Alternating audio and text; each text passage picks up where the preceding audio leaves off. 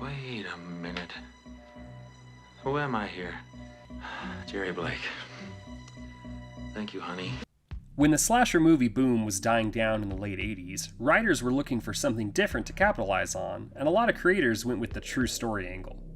The Stepfather was brought to production by Carolyn Lefcourt, Brian Garfield, and Donald Westlake after reading about the true story of mild-mannered John List, who killed his whole family and wrote an admission letter before vanishing into the ether. The series and its remake would ironically fall into the slasher genre, with every entry after the first one, and not a lot of people realized it was a true story until a couple years after the film's release, when John List was caught and imprisoned. The movie is a classic that garnered good reviews from both critics and audiences, but how accurate is the film to real life? Make sure you do your background checks on those closest to you as we find out what the f*** really happened to the Stepfather.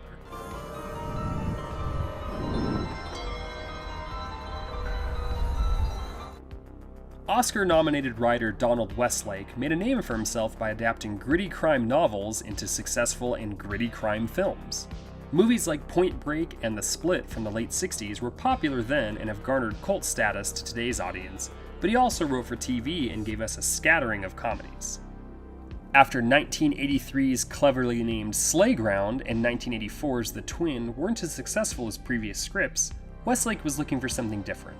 While most comfortable adapting crime novels, Westlake came across a story that was a true crime, but a whole lot darker than the thief or revenge stories he was used to.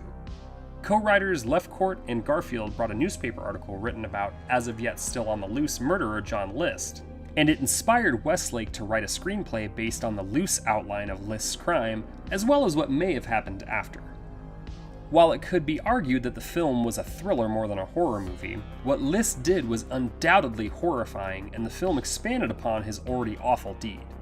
Terry O'Quinn plays the lead role as calm, terrifying, kind, and crazy all at the same time, while the entire story plays out in more frightening ways. The film is scary, but how close does it hew towards reality? The movie starts out with Henry, no relation to our last real-life killer, washing the blood from his hands and face before removing his clothing, shaving his beard, and walking past the remains of his murdered family. He leaves the house and locks the door before getting on a boat and throwing away a suitcase that had ties to his now former life. Okay, there's quite a lot to unpack here. John List lived a long life with his wife and children before deciding to murder them all after what amounted to financial stress combined with what he said was pressured marriage and family life. In the movie adaptation, the family of Henry Morrison is already dead, and he's just cleaning up himself and walking out of that life to move on to another perfect family. The writers decided to give Morrison the compulsive need to find the perfect family life as he moves from family to family, killing those he deems unfit to stay together. What the real John List did was wait until his kids went to school before brutally murdering his wife after she finished her morning coffee.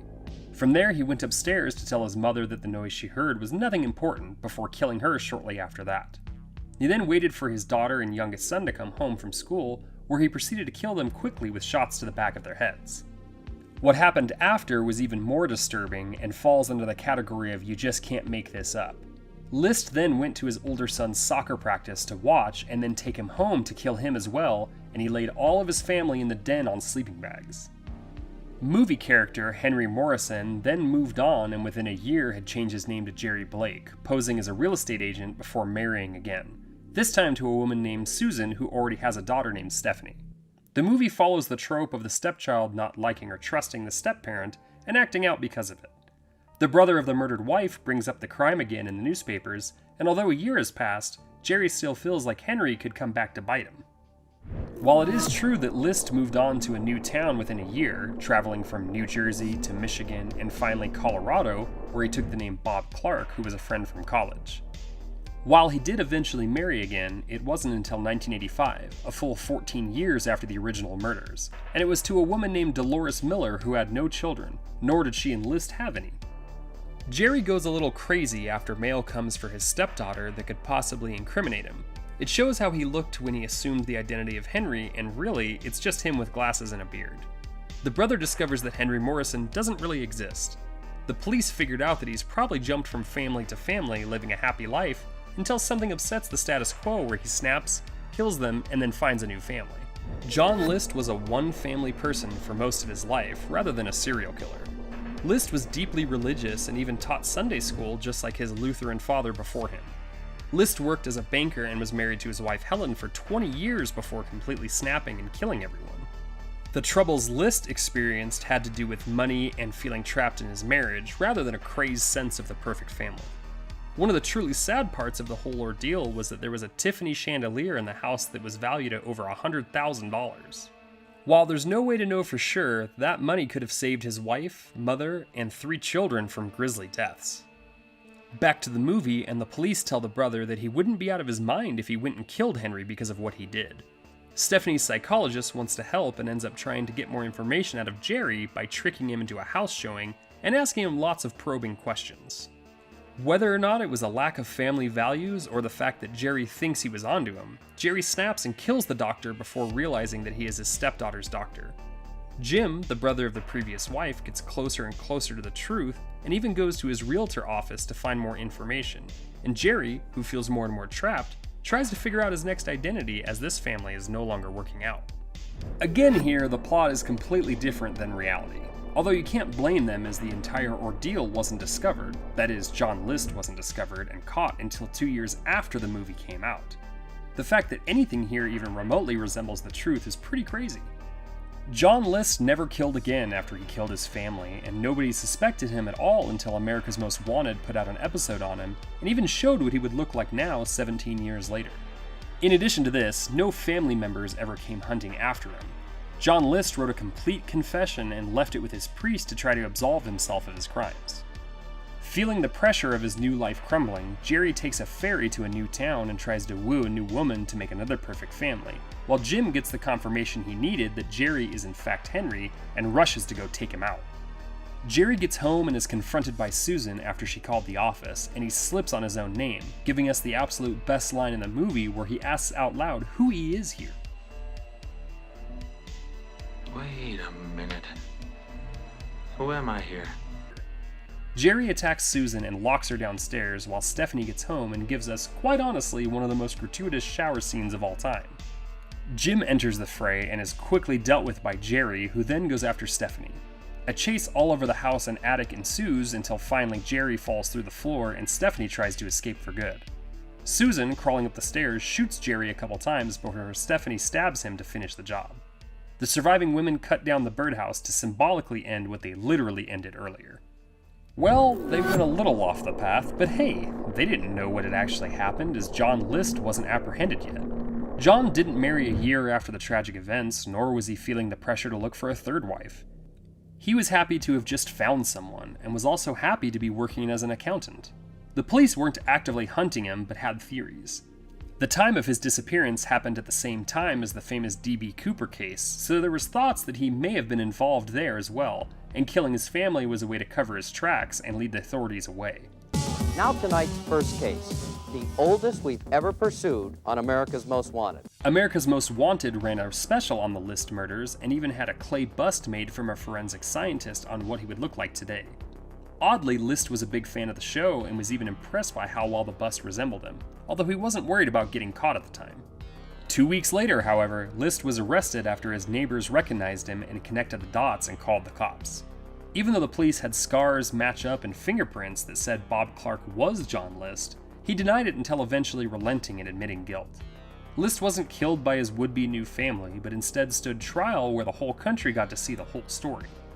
A court psychologist diagnosed List with obsessive-compulsive disorder and said, quote, "In his mind, his only 2 options were to accept welfare or send his family to heaven," unquote. Unfortunately, he chose the latter. It would also come out in court that in addition to the financial troubles, List's wife would often berate him and embarrass him in public, and struggled with alcoholism. Clearly deranged, he also said that he never committed suicide because it would keep him from getting to heaven to see his family once again. List died in prison at the age of 82 of complications from pneumonia in 2008, but Jerry Blake would go on to get 2 sequels and a remake. The character in the movie and the man in real life were both delusional in their own ways, but apart from the opening scene of the remains of his family, the movie took way more liberties than most. Again though, this can be somewhat forgiven as they made it before the full story came out, and you gotta sell movies somehow, right? I'm taking care of it. No?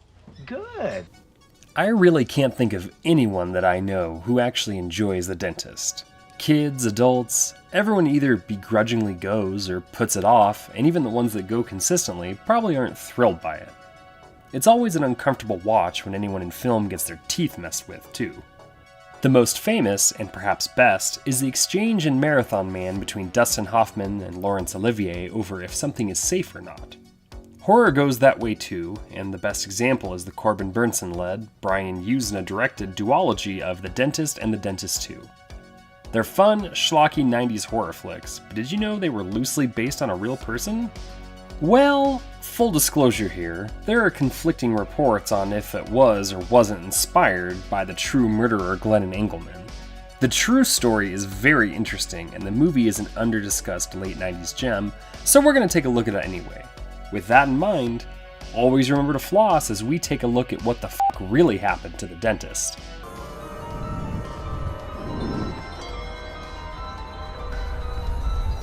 Before Lionsgate was a go-to company for releasing horror, action, and other genre movies, Trimark was kind of a big deal for that type of thing. They had a hand in the Leprechaun films, the Warlock movies, Return of the Living Dead 3, and a host of others.